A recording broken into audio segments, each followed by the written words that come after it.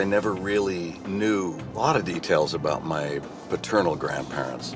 And so I think it's going to be really fascinating to find out what they were like and issues they had to deal with. It might shed some light on the type of person that my father was. So I'm going to meet with genealogist Diane Richard at the Illinois Regional Archives Depository. I am terribly excited about this. I know really very little about my father's side of the family. Just that he was born here in Chicago, as far as I know, July 30th, 1924. And his parents were Edward and Alice Cranston. With a 1924 birth date, the 1930 census would be the first time your father should show up Should be listed there. With his parents. Wow, okay. And we can access that at Ancestry.com, All right. which is available here. All right. And then what you want to look for is look for the 1930 census. 1930 federal census, Yes. that one right Yes. there. Okay, this is easy so far. Okay, yep. Joseph Cranston, location, Chicago, Ill. Okay, search. Right, record, Okay. Joseph L., that's a different, Cramston. What happens is enumerators are writing names phonetically, I see. and they put what they think they heard. Oh, no kidding. Really, it's that Yes, imprecise. it's that imprecise. I'm going to have to pull out my glasses for this. Okay, here's Edward. Does that say head? Like the head of the household? Exactly. Oh my gosh, that's amazing. And then Alice B., his wife, Edward's son, Joseph's son, my dad, Margaret, daughter. So this is your father and his... That's his family. Scrolling over, this is employment and veterans. So it says that he was a veteran of World War. And that was before World War II, so Yes, it had to be the World War at the time. The World War. So at that point, he was a veteran of World War I. It's interesting. There was something that kind of caught my eye, and if we go back, we have some columns here that we didn't look at. Marital condition, then age at first marriage. Yes. All right, let's find out what we've got. My grandfather's 33 years old, and he was 19 when he got married? Yes, when he first got married.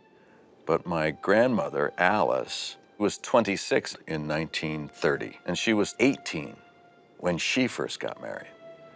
But their age difference is greater. 7 years. That does not compute. I mean, as far as if Alice was the first wife. So my grandfather was married before then. My gosh. Bryan Cranston is in Chicago, where he's just discovered a clue that his grandfather, Edward Cranston, may have had another wife prior to marrying Bryan's grandmother. That's very, very interesting. And how do we then go beyond this to find out who he might have been married to? A great record to do that is the World War I draft registration, because the time he says he was marrying is about the time all men of a certain age had to register for the draft. So let's go take a look at those. World War I draft? Yes. Is that the one? Okay. Yeah. 1917, 1918.